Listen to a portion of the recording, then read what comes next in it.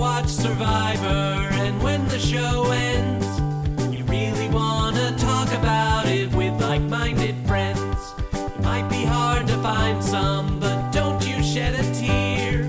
Check out the Purple Rock Podcast, and this is what you'll hear.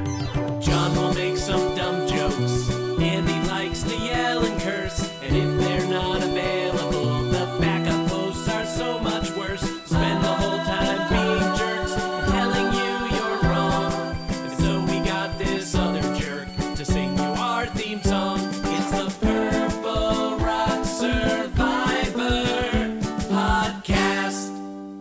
Welcome to the Purple Rock Survivor Podcast. I am John? Sorry, I got so used to calling myself user 160457 at the Alllll conference. It's really hard to, transition back into the real world now. But you are definitely Andy, though. John. Sounds familiar. Yep. But we're gonna have to play this one by ear. Yep. Hello. It has been a while. This is roughly the level of social interactions you get at an Alllll conference too. I don't know. Everybody texting each other in their Nokias. I'm sure it's great. Exactly. Hey, how about instead of that, do you want Yes. to talk about this episode of Survivor? If you don't want to hear about the latest in VLOOKUPs, I guess. But okay. It's been a while since I talked to you about Survivor, by the way. I think episode 1, in fact. And here we are at the merge. I feel like you didn't miss much, to be perfectly honest. I mean, it wasn't a lot. How'd you like the merge, though? I mean, you've obviously been watching and podcasting all along. The merge-like substance we got this week? Ish. I think by the end of the episode, you can call it a merge, because, That's right. They dropped their buffs, and they receive buffs, and big loud cheering as Elie exits. Yeah, it's fine. It was good. Like, I enjoyed the episode. A nice thing about a merge in whatever shape or form it may be is it tends to have a lot of action. So it was a briskly paced episode of TV. So I certainly wasn't bored. You and I both watched this earlier today, so, the takes are still fresh. Oh, so fresh. And I think part of the thing that I like about these episodes is just that, if, let's just say hypothetically, some of the dynamics, intra-tribal dynamics, had gotten a little stale in the previous episodes, like you get whole new dynamics now. There's interactions. There's, who's going to gel with who and who's going to align to which side, blah, blah, blah. Like, that's at least something, right? So if the pre-merge had kind of started to lag, like, this injects some new life into it. And I think we got a little bit of that. I don't know that it's like fully revved up yet, but like stuff started to happen and we started to see some like very early signs of who might go towards whom. In general, I'd say that'd be accurate for merges, but I'd say for this one, it was playing off of what we'd been getting in the pre-merge, like the pre-merge story that had been kind of the through line. We finally get a payoff, and it's actually great that the one episode you've been around to sharing opinions on is what started all of this. It's like the story started there, and now we get the payoff, and it leads to a fun question. Is like, in that episode, last time I spoke to you, let's just say ever, let's pretend like you and I just never communicate other than when there are microphones in front of each other. We talked about how they made a huge mistake in not voting out Gabler. And it's like, was this the earliest that you and I were just so completely right about something in our Survivor commentary careers? I mean, we get to take a victory lap pre-merge. That's pretty good.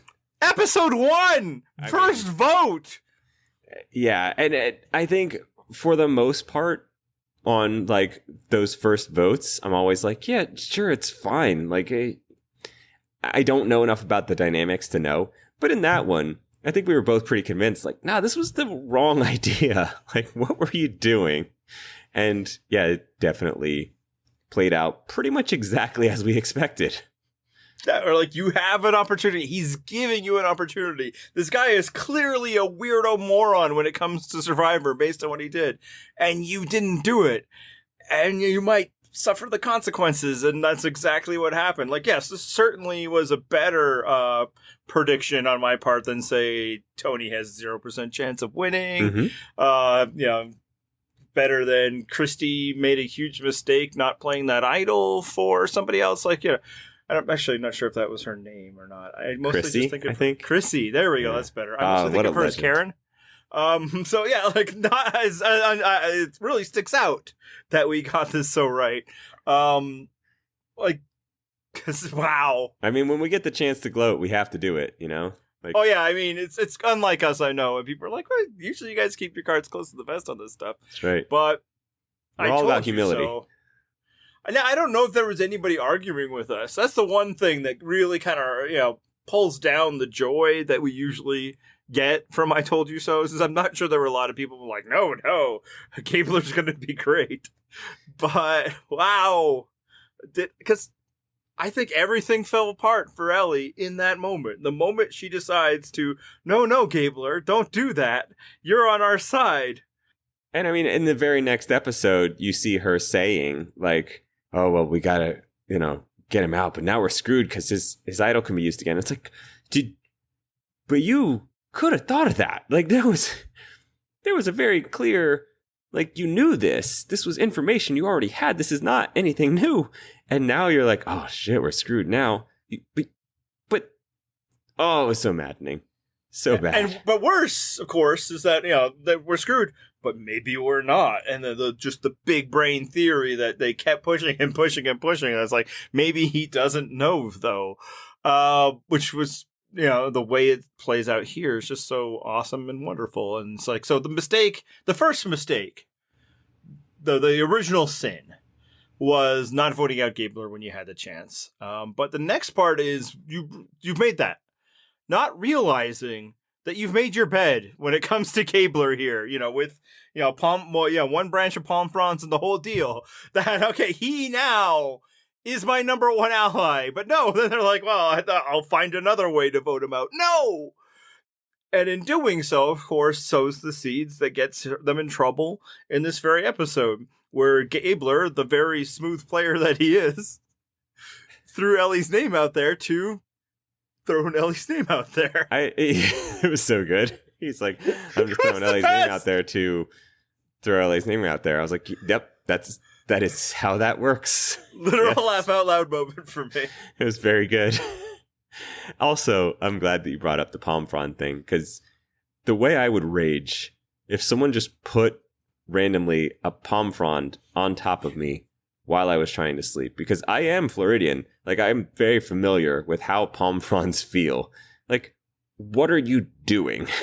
Like, I don't want that shit on me when I'm trying to rest. Yeah, it's like a prank you play on the sleepover guest. Right. Yeah, there's two types, and I can already tell what type they have there, and that's like a softer type. There are some that are fucking painful and, like, would tear your skin up. But still, don't put shit on people when they're trying to sleep. Unless they are clearly cold. Blankets could be nice. Yeah, a blanket would be, reasonable. I don't know that a palm frond is known for, like, heat retention, Ask yourself, would you put a palm frond on yourself to cozy up and go to sleep? See, and I think that's where things went awry, because Gabler was like, I would do that. I sleep with one every night. Yep. That's how I warm up. Wrap myself in a palm frond and I'm good. These kids don't know what they're missing. So yeah, I mean, ultimately, I think everything that went wrong for Ellie's game happened pre-merge. I think she made more mistakes this episode. I just don't know if they're material for why she went home. Maybe in that they clinched people's thoughts, but I think the moment that Gabler, well, everybody else is like saying they want to protect their ally, the people they know. Oh yeah, I'll be in our big seven. We'll talk about that later, but I'm not going to vote for anybody that I'm actually aligned with. And he's like, Ellie went through my bag. Oh man. The best part is that, you see everybody else going first. Like, well, yes, but not these people. Like, and just going down the line. And then, like, bravo to the editing. I assume that was actually probably in roughly the order it went. But, you could cut that so that it put him out of order. It was just fantastic to have it end on him and be like, no, well, just so y'all know, Ellie came at me, and so this is over. Great. I mean, it Thanks. also would make sense that that'd be the way it would end, much like the phrase, oh, it's in the last place you look. Yes, of course something is in the last place you look because you stop looking for it once you find it. And when he drops that, I don't know if anybody else follows up. Yeah, but not with my allies. Like, I think it ends the conversation. I mean, I think Carla perfectly summed it up. Like, I just took a sip of my beer. Like, that's what I would do too. Like, well, this is cut and dry. I think I know what's happening now. I mean, I think she's just lucky that she was not sipping from it at the moment, because we might have gotten like a spit take. Like, what? It was already insane that we were having this conversation of a final 7 because Ryan brought it up, and then you went up to him with this. So good. Yeah, you guys are all saying that, but I'll just tell you right now that there's a person from my alliance that I would love to vote out. It's great. I mean, no notes. This man is who we thought he was. Like, when people show you who they are, believe them. Yes, he showed you this shit in episode 1. He was not lying. This is who he is. Yeah, and just to go back, and not even for like, hey, look how right we were. Our point was that, like, what he did in episode 1, where it wasn't just that I'm not going to play this temporary idol to save myself. It was instead, I'm going to play the shot in the dark. So it's like, I think, because I screwed up, it's not fair for me to offer this protection that I've gotten. But I also might go after this other form of protection. Like, just in that, it's like, this guy you cannot work with. This is not somebody you want to ally with. This is not somebody whose game that you want to tie to yours. Right. This was not clear-headed logic, and this was in, like, day 2. Yeah. And that's where we see here, where everybody else is playing it close to the vest. I mean, again, like, Ryan starts out with the, crazy idea. And everybody else is like, oh, yeah, sure, because in the way that you never say no to an alliance, but also, like, kind of saying no in the fact that the expectation at some point is everybody, once we've gone through this whole thing, will not have suggested a single person that there's a power alliance of 7 could vote for. But not Gabler, because he is smarter than that. And doing all of this with Ellie's main idol, ally, sitting not very far away from him when this happens. Yeah, and to his credit, ? Like, I don't know that he cared. I think he probably assumed that Jeanine was going to go back and tell her, and at that point was like, fuck it. We'll see.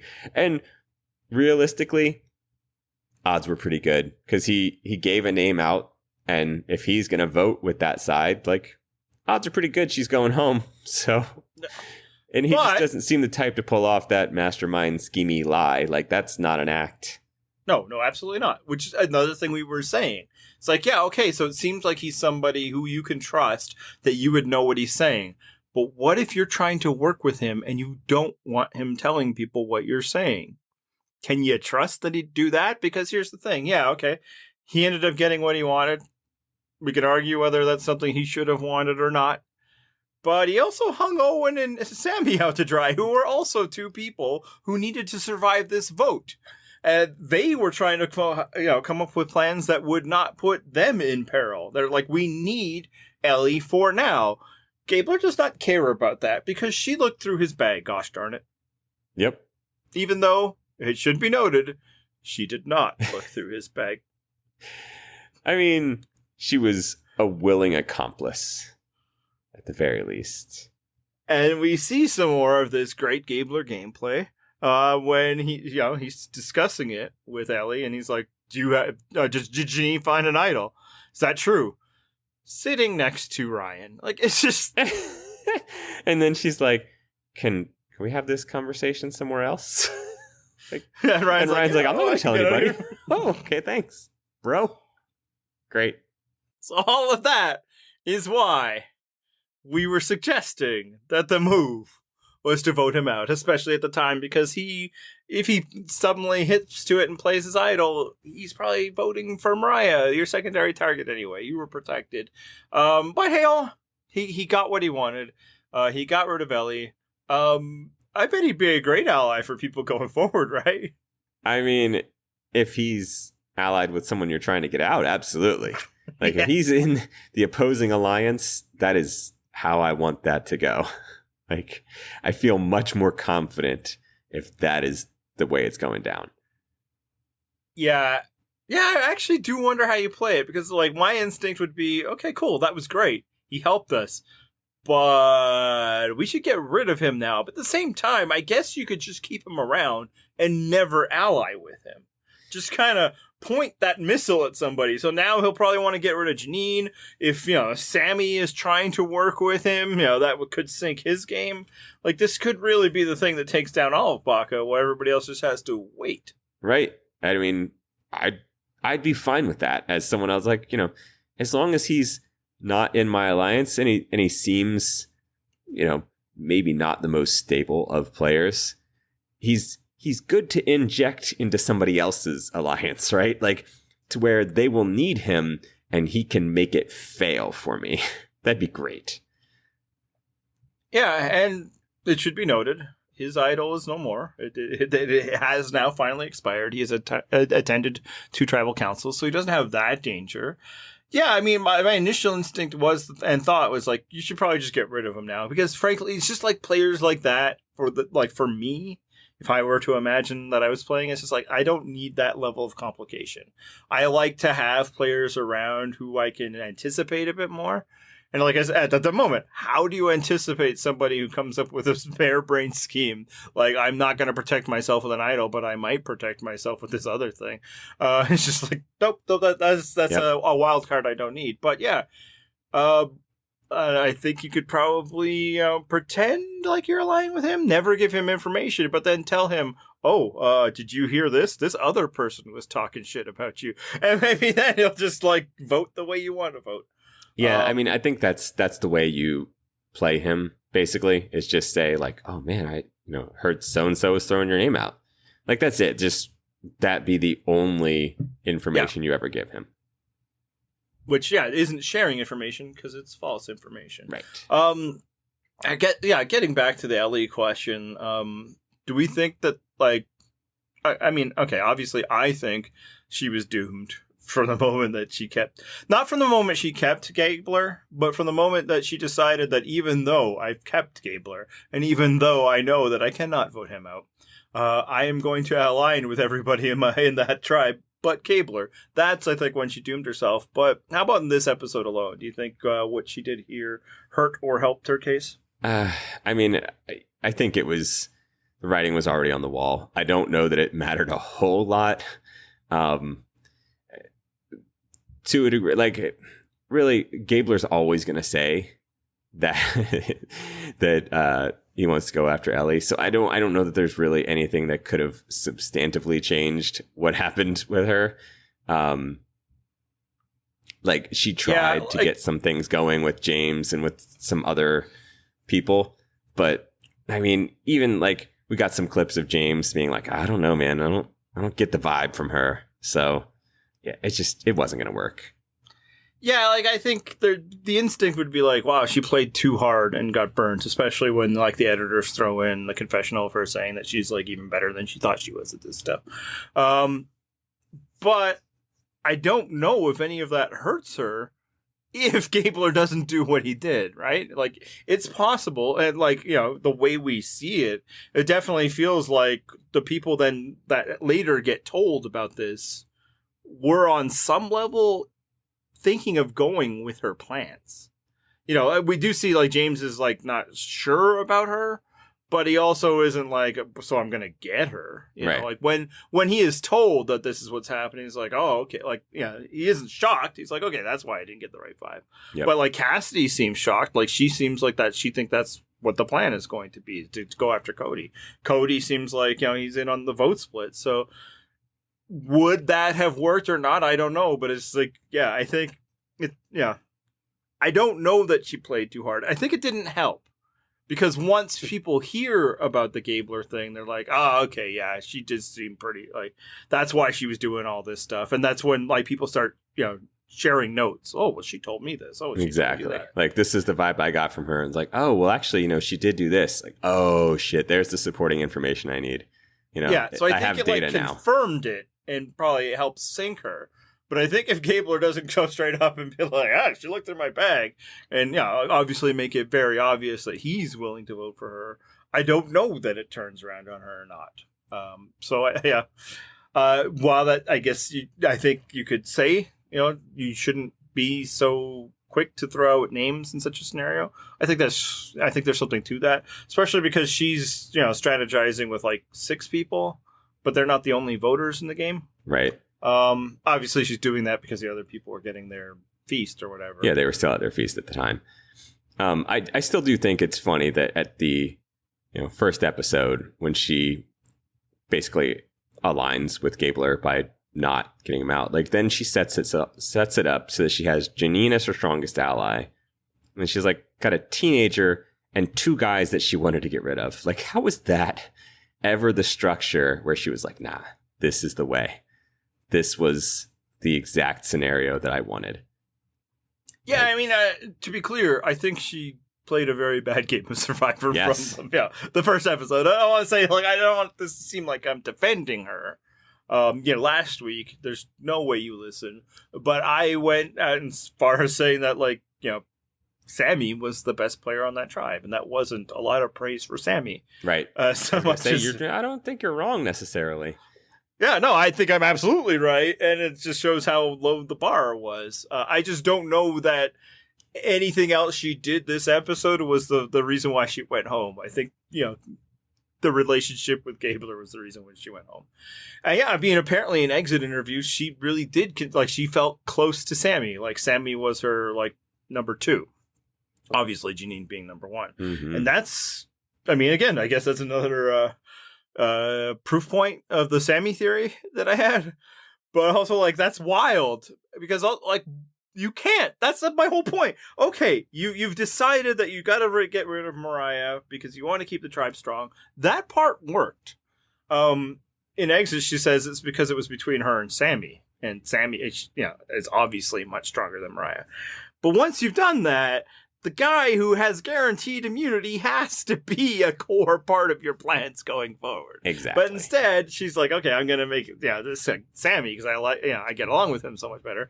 Meanwhile, of course, Sammy is the one, throwing her under the bus constantly. And again, as we said in that first episode, you could have gotten Gabler out then.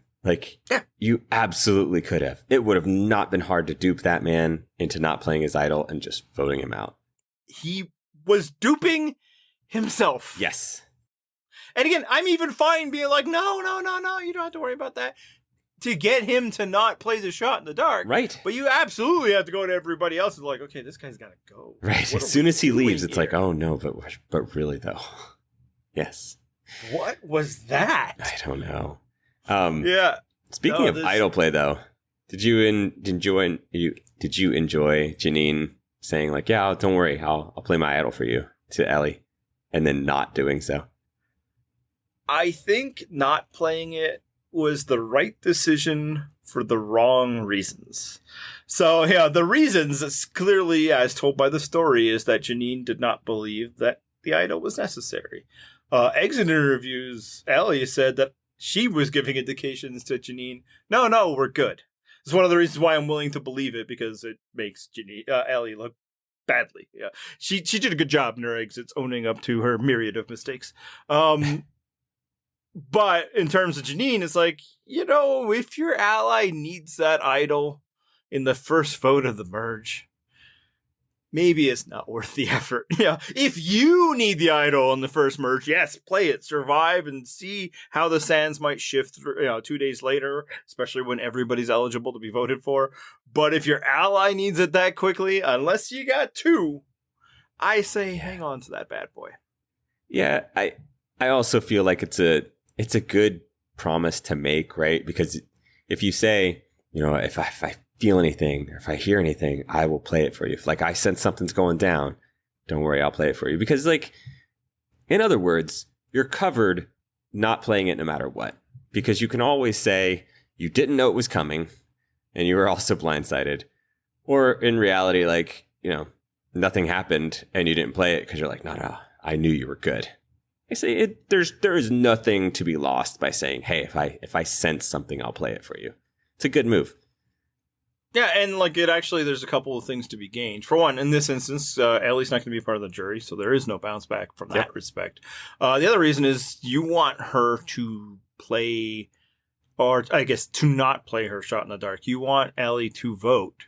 So, feel like you've given her this comfort because, of course, your idol play doesn't come until after she's cast her vote. Exactly. And, of course, in Jeanine's case, she didn't even get to vote. So she really needs Ellie's vote if she thinks that, that vote plan has this way. So, but yeah, in general, probably just don't play that idol. If they're again, if it's like maybe like one side versus another side, we win this, then our side has numbers type scenario, then yeah, sure, go ahead, do it. But I don't know if those scenarios are going to exist anymore. I mean, especially tough to imagine it happening in a 3-tribe format. Right. But this is like, yeah, you save Ellie next week. Who's saving her? This week. Who's saving her next week? She's still doomed. Right. Obviously, the sands could shift, but I'm fine with Jeanine still having that idol when she walks away from tribal council. Likewise, I mean, I don't know that you would have gained all that much position-wise. So yeah, I mean, James would go instead of Ellie, and who knows, maybe then you could just turn everything around on Gabler, but yeah, it's probably just better that Jeanine has immunity for next week, where she should probably play it. Exactly. And then also you got a shot at individual immunity. There's stuff. You have options. Well, that vote was kind of weird, huh? How weird was it when 4 different names were read off? Yeah, I mean, I feel like, 2 of those were another side splitting votes because they thought that there was a different plan. And then the 4th person, I assume, like the one stray on Owen, I assume that was for a split vote. It was just 1, though, which was weird. It was Carla's vote. Yeah, I know. But it's just, That's how you guys chose to do that, huh? So this is what I think went down. 3 people decided to throw a stray split vote to protect people in their alliance. I believe 2 of the people that did that were immune too, so they had less worry about blowback to themselves. But they weren't communicating with each other. This wasn't really like a big alliance, everybody agrees type deal. It was a bunch of sub-alliances being like, yeah, okay, her. So it wasn't like, I don't think the whole group decided how the vote would go plus the split. So, Carla decides to do that because she needs, she wants to protect James, who she's heard the vote is out there. Who voted for James? Was it Noelle? Sure. I don't have it in front of me anymore. Yeah. She might have been doing that to protect Cody in case that, that was, the vote split or the decoy, or it's possible Noelle didn't know. Because the original vote split was being saying maybe nobody went to Noelle and said, hey, we're getting rid of Ellie. That's possible. And then it's possible that Owen was like, okay, but if James only has 1 vote and somebody throws one on me, I'm not protected, and he throws it on. Or he's sticking to the original plan. But like I can see a scenario in which like a bunch of different people decided to throw like 1 extra vote in case Jeanine's idol, which is a known thing, is played on Ellie. Now, the big question for a subset of our listeners is, what does that mean for fantasy points? And I mean, you kind of get to decide. For me, because there's a whole lot of maybes in that, I think nobody who did not vote for Ellie gets points. And having already done the fantasy standings, I can assure you that's what's going to happen. So. Yeah, and if somehow we get a confessional next week, we're like, oh, I did that to protect you. I'll change it. Sure. Or Owen did that like I did that to protect myself. I cannot believe that you would suggest there wasn't some big consensus as to whom to vote for, because, I mean, Ryan laid it out. Like, this is the final 7. Like, they had a voting block. What are you talking about? Ryan They're all is there. amazing. They were on board. No one objected. What separates, if anything, in your mind, Ryan's level of gameplay from Gabler's? I do think there's a distinction, but they are similar. Yeah. I would sooner take Ryan as an ally because I think it's a little more predictable. Yeah, I feel like if you were to actually make a key alliance with Ryan, which people have decided not to as of this far, he will do what is asked of him. Yes. And he will even try to lie about these things because he believes himself a fantastic actor. Yes. Now, will he be able to do so successfully or not? I don't know. But yeah, with Gabler, I think it's different. So I do think there's a difference. But yeah, as soon as he said that, I'm like, bro, Yeah. can we just have the food? Right. Like, But I haven't eaten in days. Just let me. And like when he first broaches the subject, it's like, so we can talk strategy. And I think even like Carlos like, oh, okay, let's do that. And then we hear him talk, and they're like, oh, Yeah. Like, oh, that was your plan, huh? oh. All right. Anyway, I'm going back to my beer. Because what? I mean, I will say this. I've always said your lone job is to survive that merge vote and put the target elsewhere. But like, you're at the feast. You've already done that.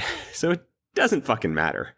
Like, put the target anywhere. You're already safe. Who cares? Let the target go where it may. There seems to be this thing in the new Survivor. And again, I shouldn't make it like it's a huge trend because it was one guy this time. And it's pretty clear that at least 5 of the 6 other people thought he was nuts. With the 6th being like, this is my time to air grievances. But we saw it a lot on like the trips to the Shipwheel Island and like 41 and 42. Where suddenly like these immediate bonds with these people who you're just randomly thrown into a situation with and you've just met. Suddenly, like, this is it. It's us together, ride or die, right? I will share all information I have with you. So I guess in that respect, it's like, well, you are the people in my company right now. So this must mean that it's my alliance. I have no alliance object permanence anymore. And again, like we saw it all the time. And sometimes there were like extenuating circumstances, right? Then maybe they're bonding over something greater than a trip to a place where you might get an advantage. But it did seem often like people just be like, okay, well, you're the person I'm talking to right now. So let me tell everything and ride or die, right? And I mean, that could have just been the leftover post-pandemic thing, right? Like there had been so much where people just couldn't socially interact. It could have just been the leftover from that. Like, yeah, I mean, most likely, I guess, I was kind of going somewhere with that and thinking about it just because as I started talking, it did strike me that like people are doing this a lot and we're going to talk about it a bit more in a second. This is probably just an indicative of Ryan's level of gameplay and we could probably just leave it at that. Yeah. Fair enough. But like we get in this episode, people sharing secrets left and right once this merge hits. You got Noelle talking to Owen about the steal a vote, which in some ways, okay, I guess that's fair in that Owen let her get an advantage. He's aware that she has an advantage, but she also offers up that Jesse can't vote. That's a bit more than you need to do in that moment, especially because it's like I don't recall that was like a private moment. I feel like there were other people standing around them while they were talking about this. And then there was a few other secrets shared, but I mean, one was obviously Gabler talking about Jeanine's idol. That's Gabler. Which was great. Yes. Which was fantastic. The best one isn't really a part of like oversharing because it should have been an innocuous story, but I loved it so much when Noelle is telling the story about Cody and his hat. Yes. And I think that bead slip up was exactly the kind of thing that I think they were hoping would happen, right? Like you're signaling information without realizing what you're communicating.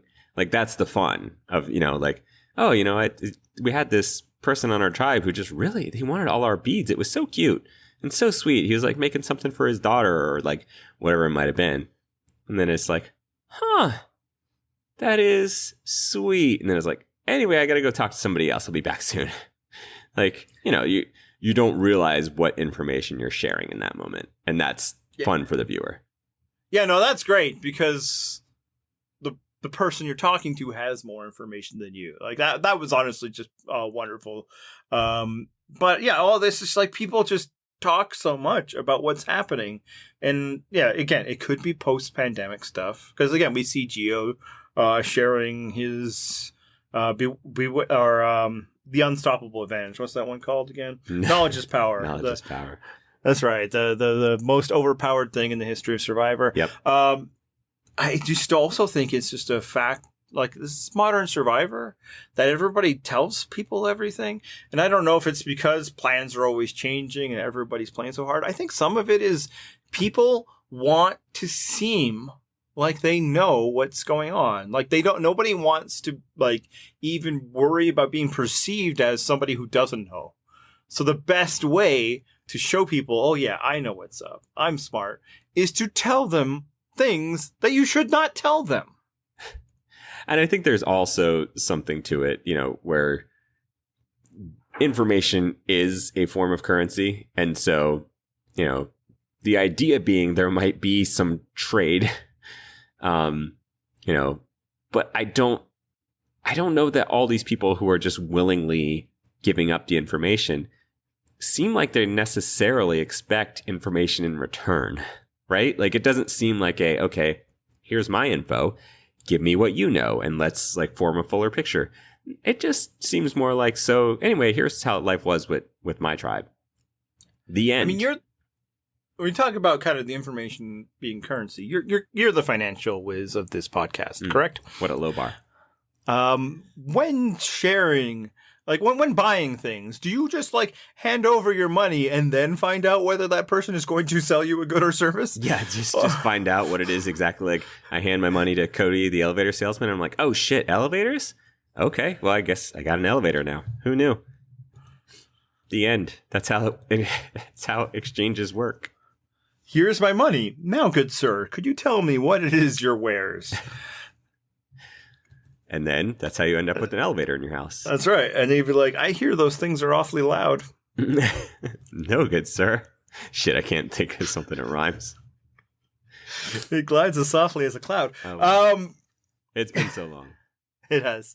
Hey, how about the merge, the not quite a merge things? This is kind of the third time they've done it with the big disclaimer this time. But we're serious this time, folks. We're not lying to you. I did enjoy that they at least spelled it out. Like, just so you know, none of that like hourglass shit. Like, if you win, you're going to actually win. Like, thank you. Good. Yeah, important. Yes. But also just like the sign of what just such a beautiful idea that you now have to tell your contestants. No, but really, you should try for this one, I promise. Yeah, exactly. And this was the discussion that we'd had about the hourglass thing before. Is like, well, but won't this make people like not? It's just like the family reward thing. Like eventually, people got the idea. Oh, don't win it.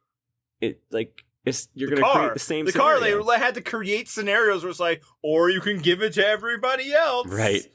Because we know you don't want this heavily manufactured product placement that an advertiser is paying us for, but do you want it? It's a curse. Yeah, no, I mean, and they do this a bit too with like the gotcha advantages that they've thrown out there too. Like, oh, you think you got something, but really it sucks. It's like, what are you trying to incent here? Not do things. So that in itself, but so we don't have the hourglass this year. This season, the only thing hourglass is for are to demark the passage of time. What? That's not how. Crazy. Is that how those work? Blew my effing mind when I saw that. But we still get you got to earn the merge. The merge isn't this. It's half of the people or more are going to be immune and half aren't. And what do you think of all that? It's like, tryouts, high school tryouts. You're going out for the sport and you're going to get cut. Someone's going to get cut. Hopefully not you. Like all you have to do is outrun the slowest person and then you're good. I'd argue that's what Survivor on a weekly basis is. You know what? Yeah. This is a little different. Yeah. But also that was my strategy for freshman year of track too. Just outrun the slowest person and then you're not slowest. As a Canadian, that's my strategy for camping and bears. It's a good strategy. I don't camp. Camping is I was going to say like, wow, what a stretch. You outdoors? This doesn't work at all. I don't work 5 days a week, so I can pretend like I'm homeless on the weekend. Yeah, exactly. Like, again, it's like you have a bed. Why are you going to sleep on the floor? Like the grass? Yeah. It's, we've moved on from that. I spend a lot of money so that I have walls and roofs around And heating. Important thing where I live. Yeah. Yeah. The fire is nice and it's warm and all, but it's like, it's just not going to give you that, like, it's, you turn on the heat in the house, it's a whole different feeling. So, did you know that there are places if you're going somewhere where you don't live, where you can pay and they will provide you with walls and ceilings and beds. What? So I'm going to have to start taking some notes around here. There is so many things I'm learning. This hourglass shit and this lodging. Interesting. For anyone being like, yes, but I don't want to pay that. Campgrounds charge money too. So you're paying for a plot of dirt in which you need to bring all of the stuff to make the outdoors livable. Those things cost money too. Yeah. No, I'm good. Camping is bullshit. There we go. That's my hot take. Oof. Welcome to my show about like a 26-day camping trip. I'm going to echo most people's thoughts. Probably you might have even shared this before. I can always tell you that you've shared a thought before and you'd be like, I'll have to believe you. It sounds like it, sure. The merge didn't need fixing, is the thing. So I don't know if we needed to innovate in this area. And I'll say, like, this episode, it didn't really bother me because I think even if everybody was eligible for a vote, Ellie still goes home. I think, like, just the story of Gabler versus Ellie. I suppose the one thing is she might have been able to strike up a counteroffensive against Gabler. But I don't know if people would have gone for it because they're like, that moron? No, we're good. We'll just get rid of you. Yeah, like, nah. He seems like he'll give us some more info because he's, not all stable. So, yeah. But in general, I don't know that we need to, like, reduce the amount of options at this point. Well, and I think part of that is just I'm guessing the motivating factor there was just because you're introducing all these new dynamics of all these people meeting up. If you can at least make the vote a smaller focus, right? You can essentially zoom in on half the tribe. I guess that would be the logic. It's like, then there's less stories. It's sort of self-limiting as far as the amount of stories that you'll have to tell. Right, but in the end, sometimes you end up not really telling a story at all because the way that the bunching works, like somebody can sometimes just get screwed out of it. Like I believe that's what happened last season or maybe 2 seasons ago, where it was like the only girl who had no allies was the one to go or something like that. If that, like, you can have like a Michelle, situation from Fiji. Obviously, everybody voting does help with that, but it's just like, do we know that there'll be a continuation of this? Like, if there, and I think there's a chance that like Jeanine is in trouble, but next week could be entirely different because maybe there were other things that people wanted to do, but they couldn't because 7 out of 13 people were immune. So it's just like, I don't think that they should continue this. I think I'm certain that they will for 44. But in the end, it's like, I think the merge is fine. Is it that you really don't want to feed that many people? Is that a budgetary thing? We've got the budget. We can't afford a merch feast. Can't be giving you guys bread. So expensive. Right. People, like, in this economy are a lot, Man. I mean, even if we don't have to share the beer with the teenager that we just decide to cast every season, it's still a big tab. Because, John, did you know that the instant somebody is unable to drink alcohol in Survivor, it proves they're pregnant, that they are a child? Oh, or that. Well, come on. The show wouldn't be as irresponsible as to cast a pregnant woman. Children are fine. Yes, exactly. Exactly. Yes. Let's instead bring teenagers. I'm excited for if I ever go on Survivor, people will assume that I'm a child. Or pregnant.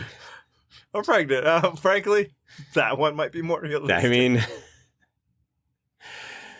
all right. So anyway, now that we've gotten all these people all on the same beach, you have any like insights that you feel like you gleaned from this episode as to how stuff's going to play out in the coming weeks?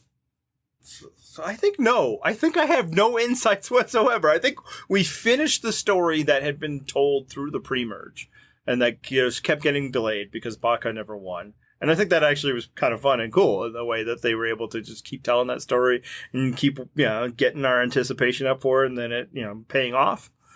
But like, are they against Coco now? Like that's what it seemed like. Like we got a lot of this Vessi, Baka should unite, but clearly Baka are not united in themselves. And of course, one of the main architects of that was Elie herself. I have no idea where we're going from here. How about yourself? I think the only thing that I am fairly certain of is that Ryan's just not going to be great at whatever's going down. Like, that's it. That's just the one thing that I watched this episode and I was like, yeah, he's not cut out for this. Like, this is not going to go well for him. Here's a question. His move at the challenge where, he goes upside down to help Carla up. Necessary or showy? I mean, I guess Carla definitely needed the help.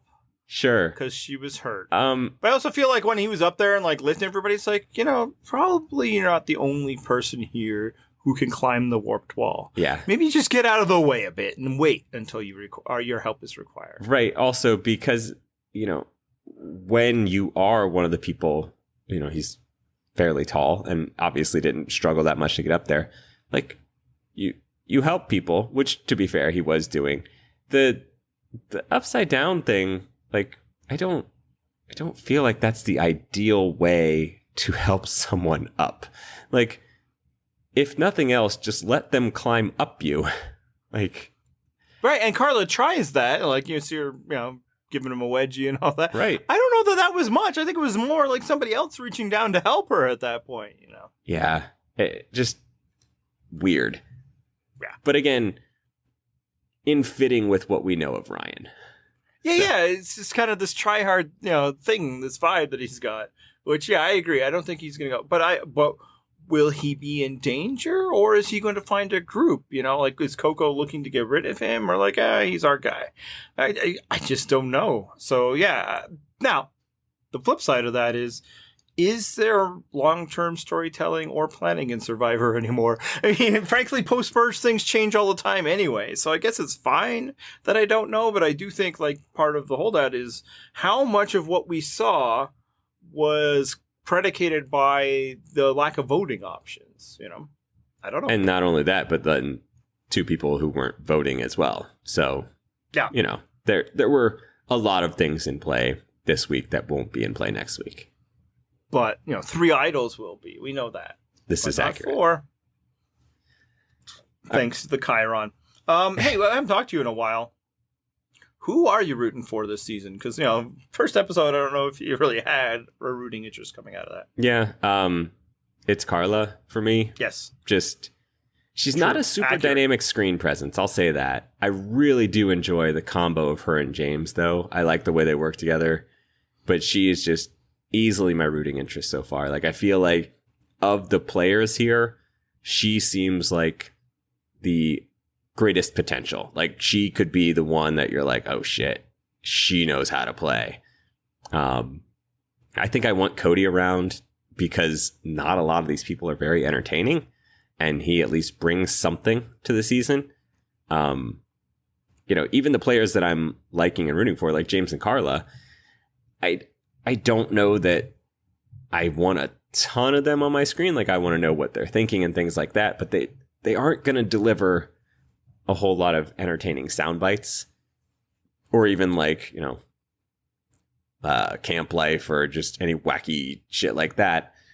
So, I need more interesting people around, which is why I want Cody. And then, beyond that, like, I think that's it. That's really like Carla and James are my number 1 and 2. And then after that, it's like, oh shit. Well, hopefully someone has stepped up. I think Carla is a good observer, and I want to see her deal with Cody and Gabler. It would be fun if she, was like, this guy isn't 22. Yeah, like everything, it's always great. Like, I know I started the season being like, look, there's not a lot of difference between a 19-year-old and a 22-year-old when you're somebody as old as me. But every week he does something more childish shit that's like, hey, BYOB! Like, settle down, boy. Doing the gritty after winning a challenge. Just like, I just keep wanting him. He's just gonna, like, start breaking out, like, calling people sus or cringe. Just like, pure Gen X slang. Or not Gen X. Gen Z. Gen Z slang. It's just like, we get it. All you do is watch, streamers and TikToks. You're a child. I assume that's you calling YouTubers screamers. No. YouTube is almost like requires too much attention span for Gen Z. No, Twitch and all of that. Streamers. I thought you said screamers because, like. Oh, yes. Oh, you know what? Fair. Yes, lots of screamers on YouTube seems to also be popular this generation.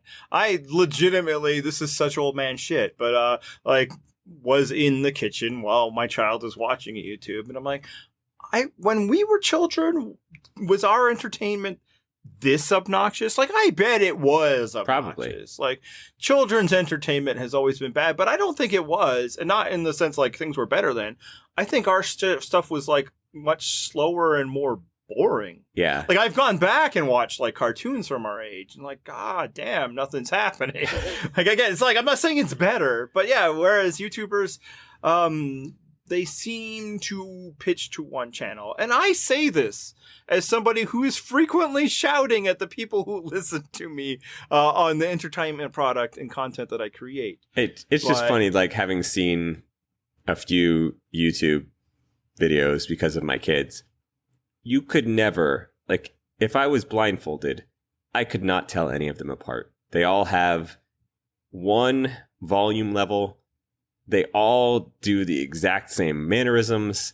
I'm like, this is just carbon copies. And then they all have their own channel to do the same shit. And it's like, are the same people watching all these guys do the exact same shtick? Like, what is happening? Gotta do what the algorithm wants. They got their so. stats to tell the advertisers need them at these moments. Sure. I mean, maybe there's variety of differences, and we are just too old. We are really making ourselves sound old right now, yeah. We have lost those pitches in our hearing. But again, like, that would be why you'd think the loudness would help. Like, children should have a wider range of listening. They haven't developed tinnitus yet. And yet... They haven't been to those concerts so yet. Loud. Do they know what a concert is? Exactly. Music is dying as an entertainment form in which people are paying for. It largely exists for that generation as the background music for TikToks. That was a good rant. Yeah, it was. I couldn't see it, but I assumed there was a fist shaking. Probably. Oh, I literally moved two fists together while I was doing it. See? Cloud! All right. So, your rooting interests, clearly Carla. Anybody else? Clearly Carla. I mean, I still like Jesse, largely because he is just so normcore. Like, I fully understand if he's dull or doesn't stand out to other people. But the fact like that he just always talks about how boring and washed his, dad life is. Yes. Like, I just feel seen. Yeah. Pretty relatable, I gotta say. Good content there. Yeah, if it does nothing for anybody else viewing, I understand. But representation matters. I do remember there being some quote about like how like, I don't really like to leave my house. I just want to hang out with my family. I'm like, yes. He's like, I don't talk to anybody but my wife or kids. Bam. Yeah. When Cody was all like, we have to use the steel to like take people down. It's like, I don't want to rumble. I live on a cul-de-sac, man. Like, it's just like, see, relatable content. Yes. Just let me be. I'm an old guy who has to sit here and listen to YouTubers stream. I don't have time for any of this.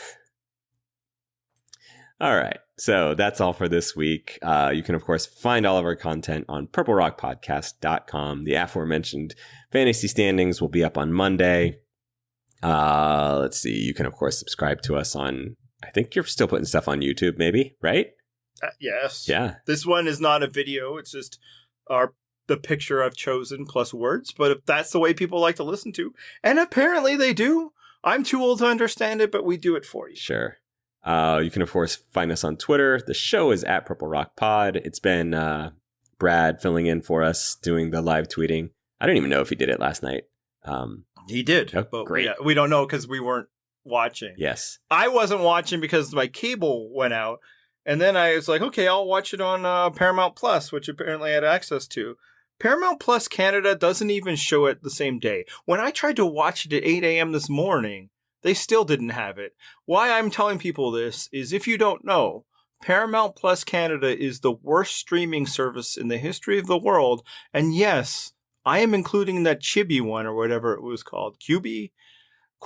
This episode brought to you by Paramount Plus. Paramount Plus, kids. Subscribe today. Yeah, you can find me on Twitter at Purple Rock Andy, your Purple Rock Jan, anything else? No, let's hit some music.